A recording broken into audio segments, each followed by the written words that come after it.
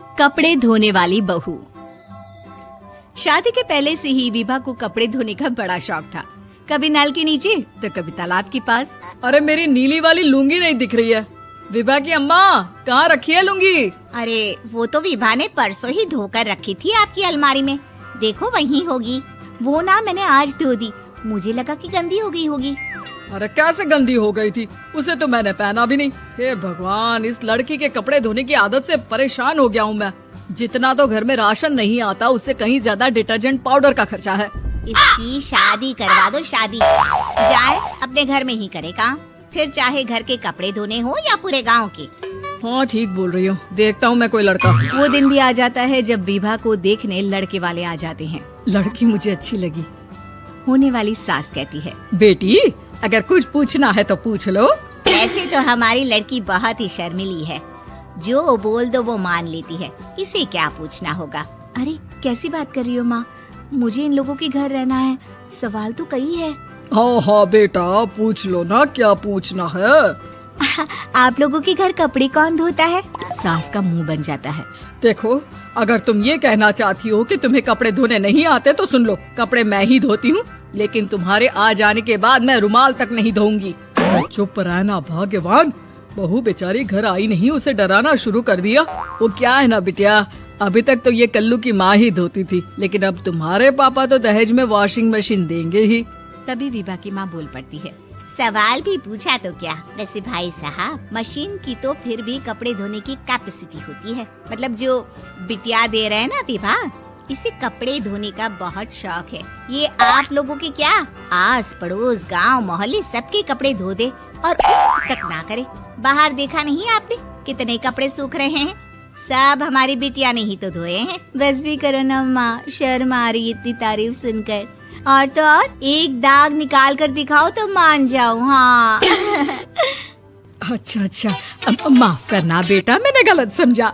हमें तो रिश्ता बहुत पसंद है। और ऐसे जुड़ जाता है रिश्ता कपड़े धोने का शौक रखने वाली विभा का। उसकी शादी हो जाती है कोयला फैक्ट्री में काम करने वाले कल्लू के साथ। शादी के बाद अचानक विभा चिल्लाती हुई सास के पास आती है। सासू माँ, अरे सासू माँ कहाँ है आप?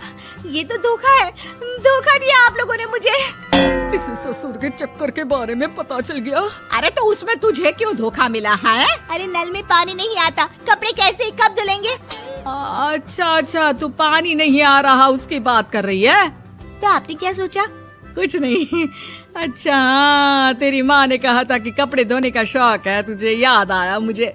शौक शौक बोलकर कपड़े धोने वाले मेरे जुनून को कम ना आके सासू माँ, कपड़ा धोना मेरा गुरूर है। तभी पति भी वहाँ आ जाता है। अभी अभी मैंने इसे सनी देओल की फिल्म दिखाई है, उसी के डायलॉग मार रही है माँ। अच्छा सुन, साफ साफ बता रही हूँ, पानी सुबह 4 से 6 और शाम को 10 से 12 आता है, समझी? विभा टाइमिंग सुनकर हैरान हो जाती है। ये क्या भूतों का मोहल्ला है? सुबह 4 बजे उठकर कौन कपड़े धोता है? 4 बजे टंकी में पानी जाता है, फिर सारा दिन धोना ना, किसने मना किया? अरे कैसी बात कर रही हैं? 200 लीटर की टंकी में कितने कपड़े धो लूंगी मैं? सुबह ही उठ जाऊंगी मैं। अब क्या था, विभा सुबह 4 से लेकर रात के 12 बजे तक कपड़े ही धोती रहती। एक रोज सास पड़ोस से निकलकर कहीं जा रही होती है कि साथ वाली कहती है, हाँ कल्लू की माँ, जरा ये बताओ कि 2 साड़ी है, 2 ब्लाउज और एक पेटीकोट और एक नाड़े वाला लंबा कच्छा। हाँ तो? अरे तो क्या, कितना लोगी धुलाई ये बताओ। धोबन दिख रहे हैं हम क्या? हमारे पति सरकारी नौकरी से अभी अभी रिटायर हुए हैं और बेटा सुपरवाइजर है कोयला फैक्ट्री में। धोबन समझ रखा है हमें। हाय रे कल्लू की अम्मा, माफ कर दो, वो तो मोहल्ले में यही सब बता रहे थे कि तुमने बहू को कपड़ा धुलवाने के काम में लगा दिया है। सास को पड़ोसन की बात सुनकर गुस्सा आ जाता है। वो घर पहुंचती है जहां घर के बाहर ही इतने सारे कपड़े सूख रहे होते हैं जितने कि किसी धोबन के घर पर। अरे ओ कल्लू की दुल्हन, बाहर निकल। माँ जी यहीं आ जाओ, बाथरूम में चादर धो रहे हैं हम। अरे अभी हम धोते हैं, तुमको बाहर निकलो। ये आस पड़ोस वाले बोल रहे हैं कि हम बहू से कपड़े धुलवा कर उसे कपड़ा धोने वाली बना दिए हैं। अरे छोड़ो ना माँ जी, किन लोगों की बातों में आती हो? आस पास के लोगों का तो काम ही होता है कि वो किसी तरह सास बहू को लड़ा दे। बहू सारे घर के कपड़े धोती है, ये क्या कम है? बोलिए। सास को भी लग जाता है कि वो बहू का ये सनकीपन नहीं छुड़वा सकती, इससे अच्छा है कि खुद ही चुप हो जाए।